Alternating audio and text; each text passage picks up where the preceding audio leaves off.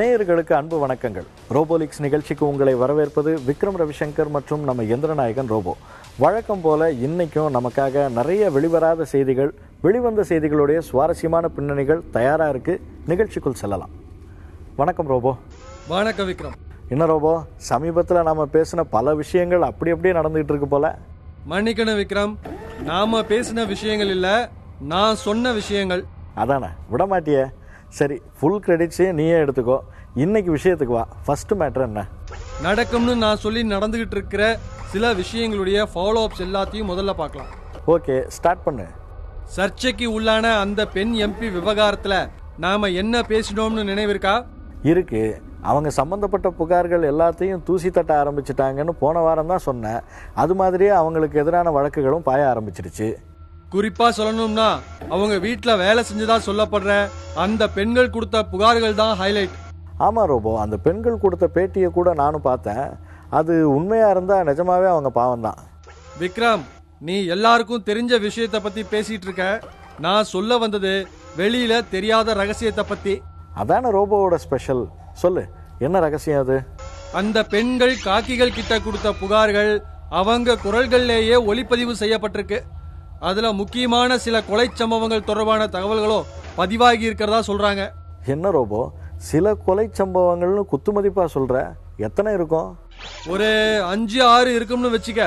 ஆனா அதுல குறிப்பிட்ட ஒரே ஒரு கொலை சம்பவத்தை பத்தி நல்லா டீட்டெயிலாவே பதிவாகி இருக்கான். அப்படியே இன்னும் அதை வெளியிடாம பயன்படுத்தாம இருக்காங்களா? அது அப்படி அதுக்குள்ள பண்ணுவாங்க. அந்த ஆடியோ தானே காக்கிகளுடைய பிரம்மாஸ்திரமே. எல்லா விதமான முயற்சிகளுக்கும் இறுதி முயற்சியா அது இருக்கும்னு கருதப்படுது. அந்த கொலை தொடர்பான ஆதாரங்களை திரட்டுற பணியில சில ரகசிய காக்கிகள் களமிறங்கிட்டாங்களாம். ஓ, அவ்வளோ தூரம் போயிடுச்சா? அப்போ கூடிய சீக்கிரம் வெளிச்சத்துக்கு வரதானே போகுது. அடுத்த மேட்டருக்கு போகலாம் ரோபோ. அடுத்து வரப்போற உள்ளாட்சி தேர்தலில் எப்படியாவது எல்லா மாநகராட்சிகளையும் கைப்பற்றியே ஆகணுங்கிற முனைப்போட 2 பெரிய கட்சிகளும் இருக்கிறதா பேசணுமே, நினைவிருக்கா? ஆமாம், குறிப்பாக தலைநகரத்தில் ஆல்ரெடி கெட்ட பேர் நிறையா இருக்கிறதால சூரிய கட்சி ரொம்ப தீவிரமாக இருக்கிறதா சொன்னியே. அதேதான் விக்ரம். இப்போ அதற்கான பணிகள்ல சூரிய கட்சி தொண்டர்களும் நிர்வாகிகளும் முடுக்கிவிடப்பட்டிருக்காங்க. மாநகராட்சிகள்ல எங்க என்ன பிரச்சனை இருக்குன்னு ஆராய ஆரம்பிச்சுட்டாங்க. ஆராய்ஞ்சு என்ன செய்ய ஆரம்பிச்சுட்டாங்க விக்ரம். பிரச்சனைகள் நிலுவையில் இருக்கிற பணிகள் தொடர்பா மனுக்கள் கொடுக்க ஆரம்பிச்சுட்டாங்க. இன்னும் சிலர் இறங்கி வேலை பார்க்க ஆரம்பிச்சுட்டாங்க. சரி, இதெல்லாம் வேடிக்கை பார்த்துக்கிட்டு இலை கட்சி சும்மாவா இருக்கு? சும்மா இருப்பாங்களா அவங்க? சூரிய கட்சிக்கு இணையா அவங்களும் களத்துல இறங்கி வேலை பார்க்க ஆரம்பிச்சுட்டாங்க. இப்போதைக்கு இரு கட்சிகளுடைய பெருந்தலைகள் பேசாம இருந்தாலும் அடிமட்ட தொண்டர்களுக்கு இடையில கடுமையான போட்டி நிலவிக்கிட்டு இருக்கிறது கண்கூடா தெரியுது. சிலர் கவுன்சிலர் பதவியை தக்க வச்சுக்கிறதுக்காக பாடுபடுறதும், போன தடவை தோத்து போன சிலர் விட்டதை பிடிக்கிறதுக்காக கஷ்டப்படுறதும் அப்படியே அப்பட்டமா தெரியுதுன்னா பாத்துக்கோ. ஆனா இந்த போட்டி சில இடங்கள்ல ஏடாகூடமான விபரீதத்துல முடியுங்கிறதையும் பார்க்க முடியுது. அப்படி என்ன விபரீதம் நடந்துச்சு? எங்க நடந்துச்சு? தலைநகரத்துல இளைத்தலைமை இனிஷியல பெயரா கொண்ட நகரத்துல நடந்த விஷயத்த கூட உதாரணமா சொல்லலாம். அதான், என்ன நடந்துச்சுன்னு சொல்லு, சொன்னா தானே தெரியும். அந்த நகர்ல ரொம்ப நாளா கழிவுநீர் கால்வாய் பிரச்சனை இருக்கு. தாழ்வா இருந்ததால வெள்ளம் வந்த சமயத்துல கால்வாய் நிறைஞ்சி வீடுகளுக்குள்ள புகுந்து மக்கள் ரொம்ப கஷ்டப்பட்டாங்க. அப்போ கூட கண்டுக்காத அரசியல்வாதிகள் உள்ளாட்சி தேர்தல் நெருங்குதுங்கிற காரணத்தால இப்போ பயங்கர வேகமா செயல்பட ஆரம்பிச்சிட்டாங்க. கழிவுநீர் கால்வாய் சீரமைப்புக்காக குரல் கொடுத்த முன்னாள் இந்நாள் கவுன்சிலர்கள் அதற்கான டெண்டர்களையும் எடுத்துட்டாங்க. எப்படி, ஆளுக்கு ஒரு பகுதியா எடுத்துக்கிட்டாங்களா? அதுல அவங்களுக்குள்ள பிரச்சனை எல்லாம் வராதே? அது எப்பவுமே வராது விக்ரம். சொல்ல வந்த விஷயத்த கவனி. ஏரியா மக்களுக்கு நல்லது செய்யறதா நினைச்சு கழிவுநீர் கால்வாய்க்கும் குடிநீருக்கும் ஒரே கனெக்ஷனை கொடுத்து சொதப்பிட்டாங்க. அட பாவீங்களா, இதுக்கு தான் உணர்ச்சோசப்படக்கூடாதுங்கிறது. கடந்த 6 மாசமா அந்த பணிகளும் நிலுவையில் இருந்ததால எதுக்கு 2 வேலைன்னு புத்திசாலித்தனமா யோசிச்சு ஒரே கனெக்ஷனா கொடுத்துட்டாங்க. இப்போ அந்த ஏரியா மக்கள் குடிதண்ணிக்கு படாத பாடுபடுறாங்க. கார்பரேஷன் வாட்டர் லாரியில வருது, ஆனா அதுக்கும் குடத்துக்கு 5 ரூபான்னு வசூல் பண்றாங்க. இதுல இது வேறையா? இதுக்கே ஷாக்கானா எப்படி விக்ரம்? நான் சொன்ன அந்த பணிகளை எல்லா இடத்துலயும் முடிக்கல. தெருவுக்கு 50 வீடு இருந்தா அதுல அவங்களுக்கு வேண்டிய 10 வீடுகளுக்கு தான் கனெக்ஷன் கொடுத்துருக்காங்க. அதுவும் வீட்டுக்கு 2000 ரூபாய் வசூல் பண்ணிட்டு தான் கொடுத்துருக்காங்க. அடப்பாவீங்களா, வேண்டியவங்களுக்கு செய்யறதுக்கே வசூல் வேட்டையா? அதுதான் விக்ரம் அரசியல். இதுக்கு மேல இந்த விஷயத்துல பேசுறதுக்கு ஒண்ணுமில்லைன்னு நினைக்கிறேன். அடுத்த மேட்டருக்கு போலாமா?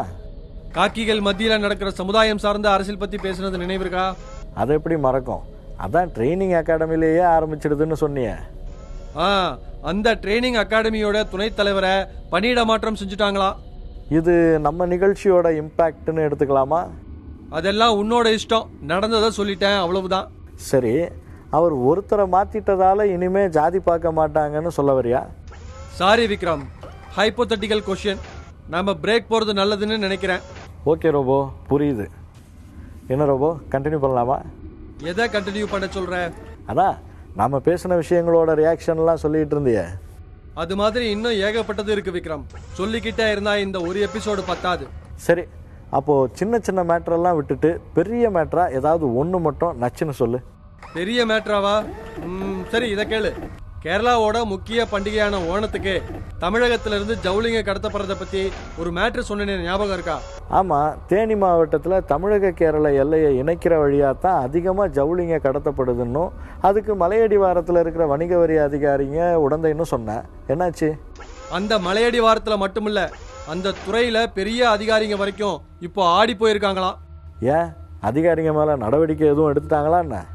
நடவடிக்கை எடுத்தாங்க, ஆனால் சும்மா பேருக்கு தான். வழக்கமாக மெமோன்னு ஒன்று கொடுப்பாங்களே, அதை கொடுத்துருக்காங்க. என்ன ரோபோ இப்படி சாதாரணமாக சொல்லிட்டேன்? நீ சொன்ன மேட்ருக்கு மெமோன்னா சும்மாவா? அதே பெரிய விஷயம் தானே. ஆனால் ஏன் பெருசாக எதுவும் நடவடிக்கை இல்லை?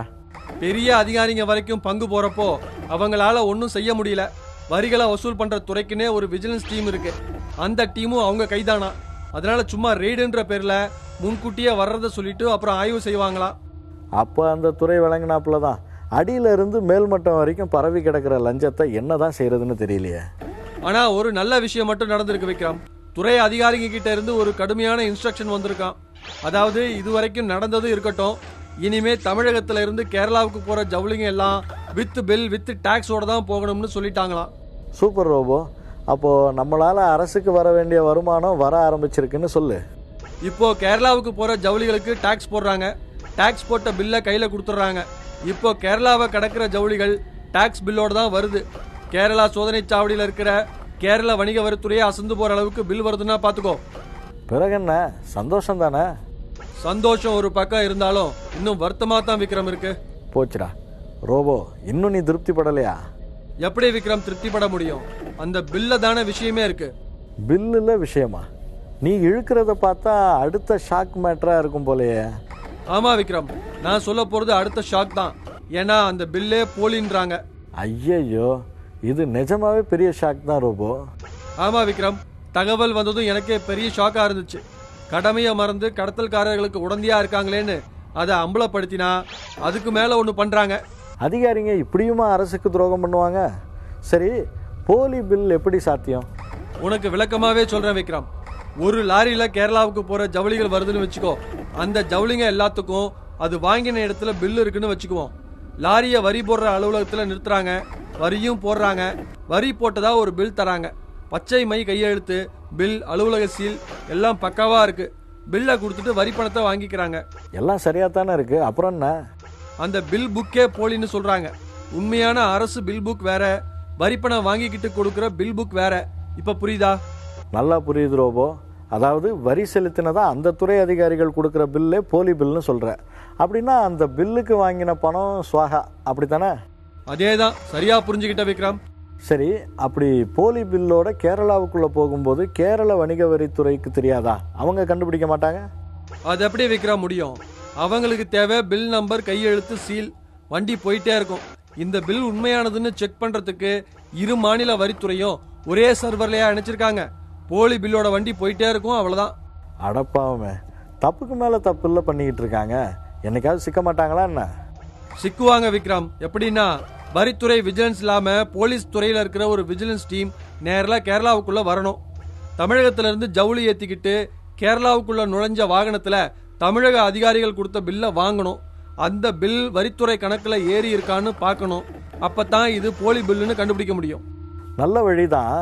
அதை விட கேரள வணிக வரித்துறை அலுவலகத்தில் என்டர் ஆயிருக்கிற பில்களை எல்லாம் செக் பண்ணிட்டா? அது எப்படி? தமிழக விஜிலன்ஸ் கேரள வணிக வரித்துறை அலுவலகத்தில் போய் செக் பண்ண முடியுமா? அதுக்கு ரைட்ஸ் இல்லையே. முடியாதுல்ல? அப்போ நீ சொன்ன மாதிரி செய்யலைன்னா தொடர்ந்து நடந்துகிட்டு தான் இருக்கும்.